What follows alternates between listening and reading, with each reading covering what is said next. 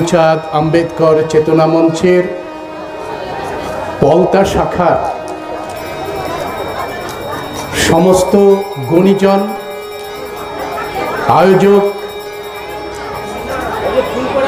আমার সামনে বসে আছেন আমার রক্তের সম্পর্কের ভাই বোন এবং আমার শ্রদ্ধেয় মানুষেরা। বঙ্গীয় হরি গুরুচাঁদ আম্বেদকর চেতনা মঞ্চ দীর্ঘ প্রায় 2 দশক ধরে চালিয়ে যাচ্ছে। সমাজ জাগরণে এই সংগঠনটি যে গঠনমূলক ভাবনা চিন্তা, সেগুলো বুদ্ধিদীপ্ত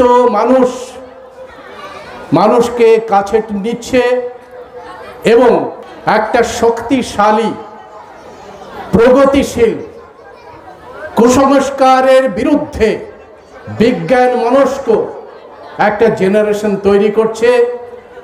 আমি একেবারে শুরু থেকেই এই সংগঠনের সঙ্গে আছি, শারীরিকভাবে, মানসিকভাবে এবং সমস্তভাবেই। এই ভারতের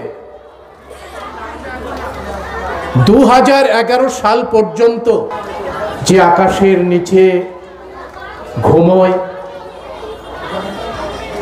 একটি শিশু, যে ফুটপাতে ঘুমায়, মায়ের কোলে ঘুমায়, সে নিশ্চিন্তে ঘুমোতে পারত, কারণ সে মনে করত এই দেশটি আমার মায়ের আঁচলের মতো দেশ, এখানে নিশ্চিন্তভাবে আমার নাগরিকত্ব আমি এনজয় করতে পারি।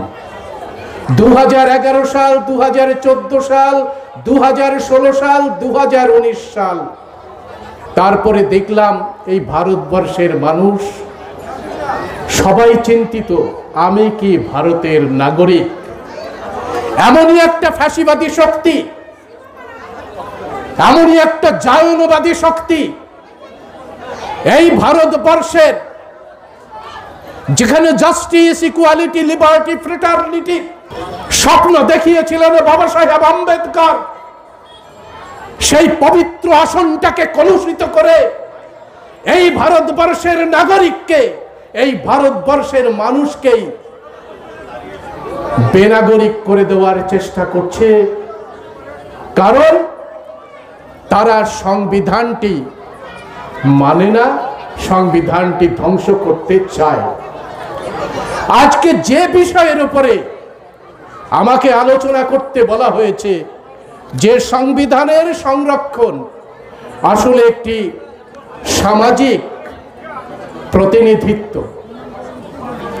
এখন ভাবুন, দেশে যারা সরকার চালায়, যাদের পাবলিক সার্ভেন্ট হিসেবে বলা হয়, জনগণের চাকর বলা হয়, সেই চাকর মনিবকে প্রশ্ন করছে যে তুমি আসলে আমার মনিব কি না, তোমাকেই পরীক্ষা দিতে হবে।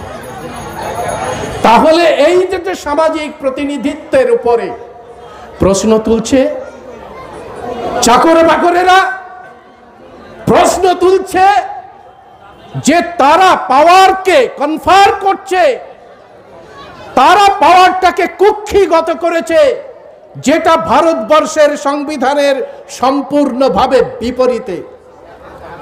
অথচ এই দেশকে একটা সুন্দর দেশের পরিণত করতে চেয়েছিলেন বাবা সাহেব আম্বেদকর। তিনি বলেছিলেন justice, equality, liberty and fraternity. এই যে সংরক্ষণের কথা বলা হচ্ছে, সংরক্ষণ আসলে একটি নিকৃষ্ট শব্দ। কেন নিকৃষ্ট শব্দ? সংরক্ষণ তাকে দিতে হয় যে নিজের ইচ্ছায়, নিজের সক্ষমতায় মাথা তুলে দাঁড়াতে পারে না। সংরক্ষণ তাকে দিতে হয় যে দুর্বল, যে পরমুখাপেক্ষী। ভাবুন তো, এই সংরক্ষণটা কি করে? সংরক্ষণটা থেকেই যে ঘৃণার তৈরি হয়েছে, সেই ঘৃণা থেকেই তৈরি হয়েছে এই শিডিউল কাস্ট মানে হচ্ছে সোনার চাঁদ, শিডিউল ট্রাইব মানে সোনার টুকরো। এই শিডিউল কাস্ট, শিডিউল ট্রাইব, ওবিসিরা 40% নাম্বার পেয়ে সরকারি পদগুলো দখল করে নিচ্ছে। এই যে মানুষগুলো যারা 40% নাম্বার পেয়ে ইঞ্জিনিয়ার হচ্ছে, তাদের ওই যে বড় বড় ব্রিজ যদি এরা নির্মাণ করে তাহলে সেই ব্রিজ ভেঙে পড়বে। এরা যদি ডাক্তার হয় মানুষ খুন করবে। এরা যদি রাজ্য শাসন করে সেই রাজ্য ধ্বংস হয়ে যাবে। কোথা থেকে এই সমস্ত ঘৃণার শব্দগুলো ছুড়ে দেওয়া হলো শিডিউল কাস্ট, শিডিউল ট্রাইব, ওবিসির দিকে? একদিনে এসেছে এই কথা আমার সংস্কারের মধ্যে, বিশ্বাসের মধ্যে ঢুকিয়ে দিচ্ছে এই দেশের মানুষগুলো নিকৃষ্ট মানুষ। এই দেশের মানুষগুলো যারা সংরক্ষণ ভোগ করে তারা দুর্বল, তারা হচ্ছে কুকুরের থেকে অধম, শুয়োরের থেকে অধম। এই সমস্ত গালাগালি করছে কারা? যারা শক্তিটাকে কুক্ষিগত করেছে, পাওয়ারটাকে কুক্ষিগত করেছে, রাজনীতিটাকে কুক্ষিগত করেছে। এই ঘৃণার বাতাবরণ তৈরি করেছে ব্রাহ্মণ্যবাদী নানা গ্রন্থ। আপনারা ভাবতে পারছেন এই নানা গ্রন্থ দিয়ে আমাদের মধ্যে ছোট বড়, উঁচু নিচু এবং আমাদের শক্তিকে ক্ষুণ্ণ করে তারা দৈব শক্তির দিকে চালিত করেছে আমাদের মানুষকে, এবং দেবতাকে শক্তিশালী করার পরে এই মানুষগুলোকে দেবতাদের দাসে পরিণত করা হয়েছে। অর্থাৎ যজুর বেদ অনুসারে দেবতা হলো ব্রাহ্মণ। আপনারা সবাই ব্রাহ্মণ দেবতা বলে তাদের নমস্কার করেন। তাদের ভাষাকে মনে করেন যেই ভাষা আমাদের ভাষার অনেক আগে তৈরি হয়েছে, আর এই দেবতারা আমাদেরকে শিক্ষিত করার জন্য এই স্বর্গ থেকে মর্তে নেমে এসেছে। এই ধারণা তৈরি করা হয়েছে কোথায়? মনুস্মৃতিতে। মনুস্মৃতির প্রথম চ্যাপ্টারের 31 নম্বর শ্লোকেই বলে দিয়েছে যে পৃথিবীর মঙ্গল কামনা করার জন্য আমি ব্রহ্মার মুখ থেকে ব্রাহ্মণকে তৈরি করলাম, বাহু থেকে ক্ষত্রকে তৈরি করলাম, উরু থেকে বৈশ্যকে তৈরি করলাম, আর পদসেবার জন্য শূদ্রকে তৈরি করলাম। ভাগ করে দিয়েছে। অর্থাৎ এই যে বেড়া দিতে শুরু করেছে। একজন, আপনারা যারা সবজি বাগান করেছেন, আপনারা যারা জানেন, হঠাৎ করে একটা ছাগল সবজি বাগানে ঢুকে কফি গাছটাকে খেয়ে নিল। সঙ্গে সঙ্গে আপনারা কি বলেন? ওরে পালানের মধ্যে ছাগল ঢুকে পড়ছে, ওই বেড়া দে, বেড়া দে। আমরা বেড়া দিই না? বন মহোৎসব করা হয়, ছোট ছোট গাছ, তার পাশে বেড়া দেওয়া হয়, বেড়া দিই। সেই বেড়ার মতো এই যে আস্তে আস্তে ঠিক করছে কে? মনুস্মৃতি। মনুস্মৃতি বলছে যে অধ্যাপনা, অধ্যায়ন, যজন, যাজন, দান গ্রহণ করবে ব্রাহ্মণ। কে সংরক্ষণ দিতে শুরু করলো? বলল প্রজা রক্ষণ করবে, দান ধ্যান করবে, দেশ রক্ষা করবে ক্ষত্রিয়। তুমি তো বেঁধে দিলে। মনুস্মৃতি 87 নাম্বার চ্যাপ্টার 87 তে বলে দিল যে রাজা এর বাইরে কাজ করতে পারবে না। বৈশ্য কি করবে? বৈশ্য পশুপালন করবে, কৃষি কাজ করবে, ব্যবসা বাণিজ্য করবে, অর্থনীতির লেনদেন করবে। কে বেঁধে দিল? ব্রাহ্মণ বেঁধে দিল। আর শূদ্রের একমাত্র কাজ হবে এই 3 বর্ণের পদসেবা করা। শূদ্রের যে স্ত্রী, সেই স্ত্রীটাও শূদ্রের নয়। ব্রাহ্মণ যখন যখন চাইবে ওই শূদ্রের স্ত্রীকে পবিত্র করার জন্যে, ব্রাহ্মণকে গুরুকরণের জন্যে ব্রাহ্মণের বাড়িতে পাঠিয়ে দিতে হবে। এই কাণ্ডটা কে করলো? এই কাণ্ডটা করেছে ব্রাহ্মণেরা। আপনারা যারা মনে করেন যে ব্রাহ্মণদের ভাষা সংস্কৃত, আজ থেকে এইটাকে আপনার মগজ থেকে ডিলিট করে দিন। আমরা প্রমাণ করে দিয়েছি ব্রাহ্মণের ভাষা সংস্কৃত নয়। ব্রাহ্মণ যে ভাষা নিয়ে এদেশে এসেছিল সে তাদের মগজে শুকিয়ে টুকিয়ে গেছে, গলা দিয়েও আর বেরোয় না ব্রাহ্মণের ভাষা। এই ভাষা ভারতবর্ষের পালি ভাষা থেকে পাণিনি তৈরি করেছে, বিভিন্ন ধরনের প্রাদেশিক ভাষার সংস্কার করে পাণিনি এই সংস্কৃত ভাষা করেছে। অর্থাৎ এই সংস্কৃত ভাষায় লেখা হয়েছে ব্রাহ্মণের প্রথম গ্রন্থ। কোন লিপিতে লেখা হয়েছে? ব্রাহ্মণকে ধরবেন কি করে যে এ বেটাগুলো ধাপ্পাবাজ, কিভাবে ধরবেন দেখুন। ভান্ডারকর লিপি সংগ্রহশালাতে যান, যারা শিক্ষিত, যারা গবেষণা করতে চাইছেন তারা যান, গিয়ে দেখবেন সংস্কৃতের দুটো পাতা আছে, দুটো পাতা, বেদের দুটো পাতা। এই দুটো পাতার বয়স হচ্ছে 1464 সাল। 1464 সাল, অর্থাৎ এই ব্রাহ্মণদের আগে, এই মানে 1464 সাল হচ্ছে ইসলামিক এরা। এই মুসলমানদের আগে তাদেরই পূর্বপুরুষ, জায়নবাদী পূর্বপুরুষ ব্রাহ্মণরা দেখেছে যে মুসলিমদের নিয়ে এসেছে এখানে, আমরা ধ্বংস করতে পারছি না এই অসুর সমাজকে। অসুর সমাজ মানে হচ্ছে প্রজ্ঞাবান, শক্তিশালী, মাথা উন্নত করা সমাজ। যে সমাজে কখনো পদানত স্বীকার করে না তাকে বলা হয় অসুর, এই জন্য বলা হয় আসুরিক শক্তি। সুতরাং এদের পরাজিত করতে গেলে ওই মুসলমানকে টেনে নিয়ে আসতে হবে। ভারতবর্ষে মুসলমান এসেছে, আর মুসলমানের সঙ্গে ব্রাহ্মণ রুটি বেটির সম্পর্ক করে মুসলমানদের দেওয়া ভাতা নিয়ে এই 1464 সাল থেকে একেবারে ইংরেজ আমল পর্যন্ত ব্রাহ্মণ্য শাস্ত্র রচনা করেছে। 1464 সালের আগে ব্রাহ্মণদের কোনো সাহিত্য নেই, আমি চ্যালেঞ্জ করে এখানে বলে যাচ্ছি আপনাদের কাছে।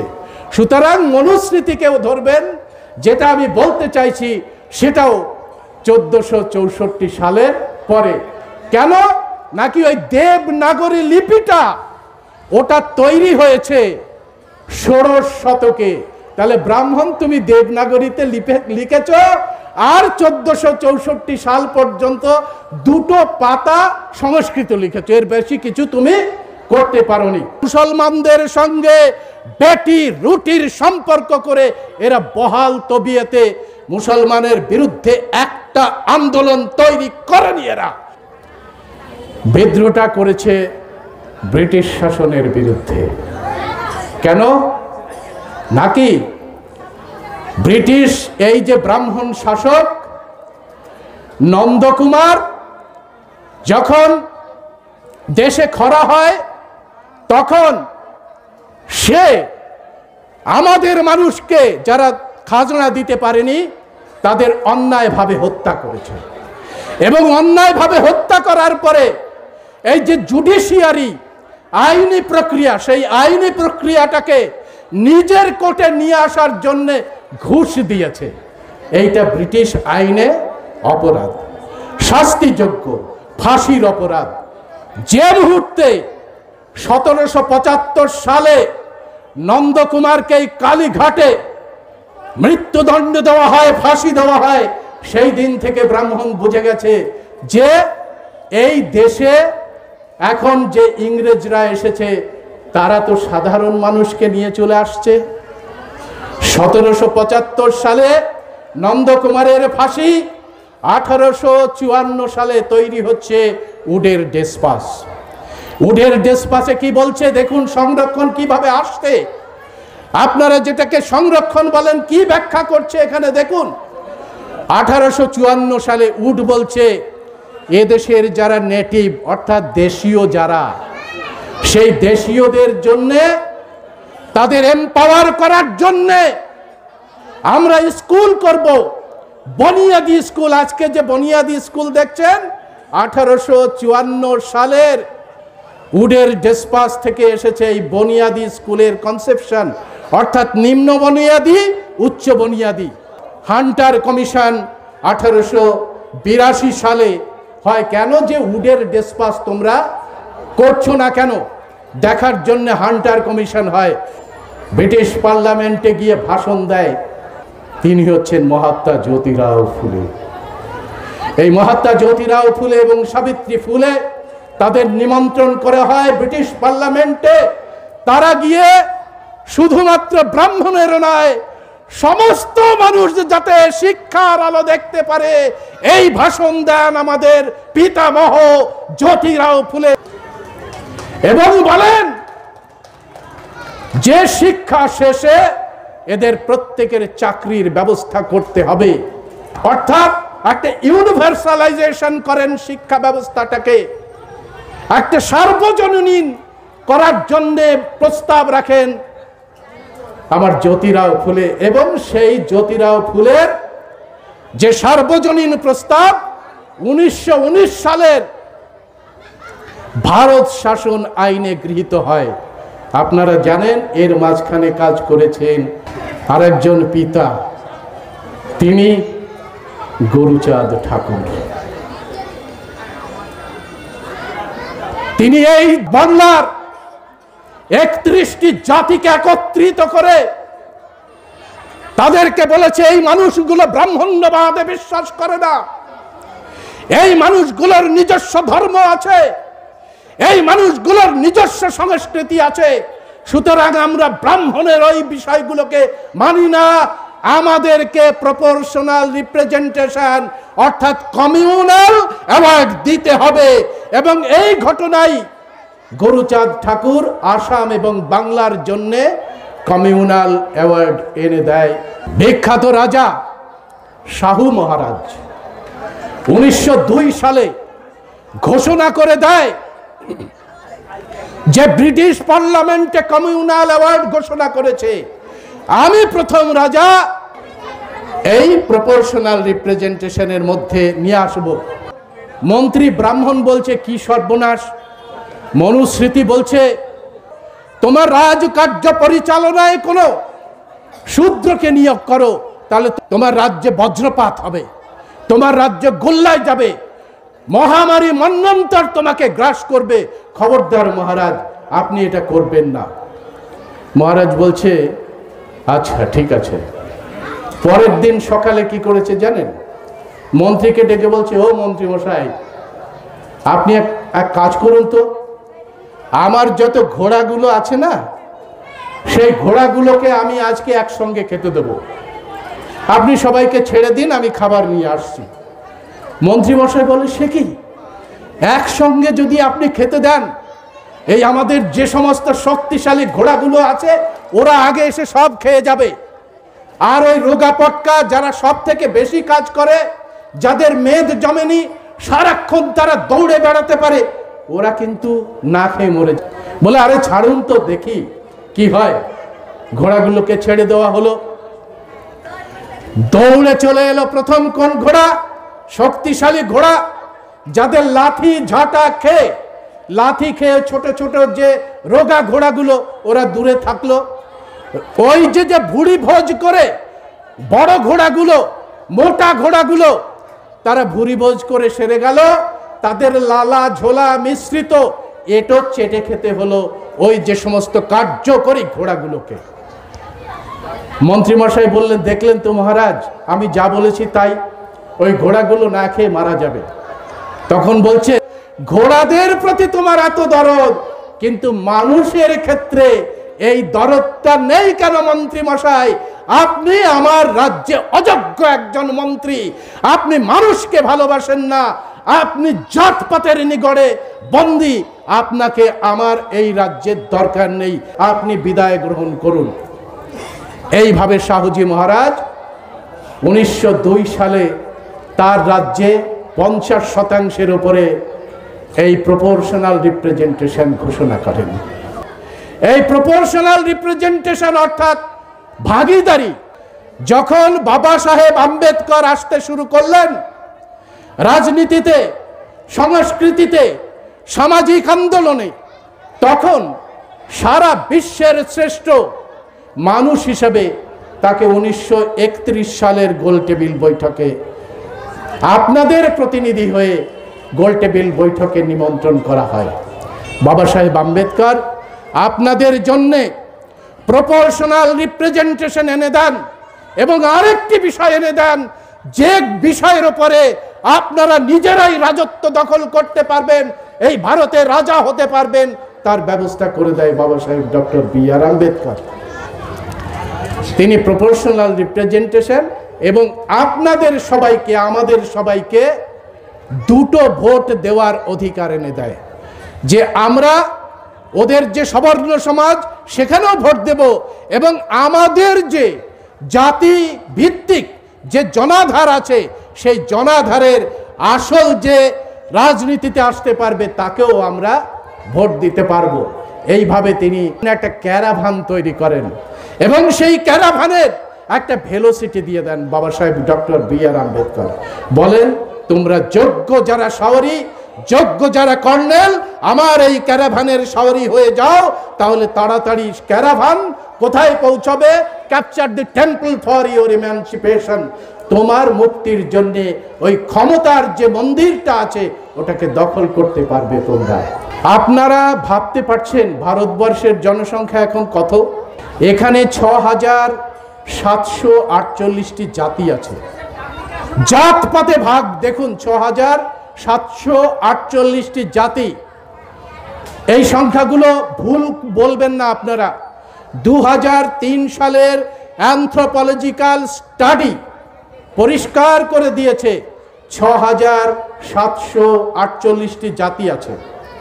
এখানে কম করে 22টা মুখ্য ভাষা আছে এবং 1700 ধর্ম আছে, কাউন্টেড 1700 ধর্ম আছে। এই মানুষগুলোকে একসঙ্গে আনবো কি করে? এই মানুষগুলোকে যদি একসঙ্গে না বাঁধতে পারি তাহলে দেশের মধ্যে জাতপাতের বিভেদ ঘুচবে না। বাবা সাহেব ডক্টর বি.আর. আম্বেদকর তিনি বললেন যে এই সংবিধানের প্রিয়াম্বেলে থাকবে 4টে বিষয়, যে বিষয়টা গৌতম বুদ্ধ বলেছিলেন: justice, equality, liberty and fraternity. অর্থাৎ বিচিত্র হতে পারে, বহুজন হতে পারে। গৌতম বুদ্ধ তার 5 জন শিষ্যকে ধর্ম দেশনা দেওয়ার পরে বলেছিলেন, চরত ভিক্ষবে চারিকম বহুজন হিতায় বহুজন সুখায় লোকানুকম্পায় আদি কল্যাণম মধ্যম কল্যাণম পরিওসানায় কল্যাণম। এই জাস্টিস, ইকুয়ালিটি, লিবার্টি অ্যান্ড ফ্রেটার্নিটিকে প্রিয়াম্বেল হিসাবে তুলে নিয়ে এলেন বি.আর. আম্বেদকর এবং এত বিভক্ত মানুষকে বিবিধের মাঝে একটা মিলন মহান করে গড়ে তুললেন ভারতবর্ষকে। কিন্তু আমরা দেখেছি যে সংবিধানের মধ্যে তিনি যেভাবে 5ম তপশিল, 6ষ্ঠ তপশিল, নারীর জন্য অধিকার, আপনারা ভাবতে পারছেন এই যে নারী, আমার সামনে মায়েরা বসে আছে, আমার বোনেরা বসে আছে, যে পুতুলগুলোকে আপনারা সামনে রেখে ভক্তি করেন, সেই পুতুলগুলো তৈরি হয়েছে বিভিন্ন শাস্ত্র থেকে। মনুস্মৃতি আপনাদের কি বলেছে জানেন? নারী নরকের দ্বার। যারা পুরুষ ডেকে বিয়ে করেছেন সেই সমস্ত পুরুষদের জিজ্ঞাসা করুন, বাড়ি থেকে বেরোনোর সময় সে বলে গেছে যে মা তোমার জন্য একটা দাসী আনতে যাচ্ছি, অর্থাৎ এই দাসী আপনি, এই মর্যাদা দিয়েছে শাস্ত্র। আর বাবা সাহেব আম্বেদকর এই দাসী থেকে আপনাকে মানবী করে গড়ে তুলেছে। বিশ্বের বড় বড় জায়গায় ভাষণ দিতে গিয়ে বলেছেন, আমি সেই দেশকে অগ্রগতিশীল একটা দেশ মনে করি যে দেশে নারীরা এগিয়ে আছে। এবং এই নারীদের জন্যে তিনি জওহরলাল নেহেরুর মন্ত্রিসভা থেকে বেরিয়ে এসেছিলেন। যদি মনে করেন যে সামাজিক ন্যায় আমাদের পেতে হবে, সেই সামাজিক ন্যায় পাওয়ার জন্যই দরকার আছে কি এই মানুষগুলোকে গণনা করা। এই মানুষগুলো কোন জাতিতে বিভক্ত হয়ে আছে এবং তাদের জনাধার কি, এই জনাধার হিসেবে মানুষগুলো গণনা করা, যেটা বিহার রাজ্য করে তুলেছে। কোথাও বলছে এটা জনগণের সংহিতা, কোথাও বলছে এটা কর্মচারীদের সংহিতা, কোথাও বলছে এটা শিক্ষার সংহিতা, অর্থাৎ মনু সংহিতা বিষয়টাকে আবার চালু করার জন্যে এই সরকার উঠে পড়ে লেগেছে। 2024 সাল আপনাদের পরীক্ষা। না হলে কি হবে? না হলে এই সংবিধান নামক রক্ষা কবচ থাকা সত্ত্বেও, schedule caste schedule tribe atrocities act থাকা সত্ত্বেও প্রশান্তর বাড়িতে সাইবার সেল থেকে পুলিশ এসে তার অসুস্থ মাকে বিব্রত করবে 3 ঘন্টা ধরে, তার সমস্তকে সিজ করে নিয়ে যাবে। তারপরে একটা চক্রান্ত হবে হাইকোর্টের মধ্যে দিয়ে, কেউ জানতে পারবেন না বাবা সাহেব যেটা আমাদের দিয়েছিলেন সেটা সংরক্ষণ নয়, সেটা justice, equality, liberty and fraternity, সেটা সক্ষমতার এক মহারক্ষা কবচ, তার নাম ভারতের সংবিধান। আপনারা এই সংবিধান রক্ষার জন্যে একজন যোগ্য নাগরিক হিসাবে, একজন স্বাধীন চেতা নাগরিক হিসাবে আপনার ভবিষ্যৎ প্রজন্ম গড়ে তোলার জন্য এই ফ্যাসিবাদী মনুবাদী শক্তিকে আগামী দিনে পর্যুদস্ত করুন।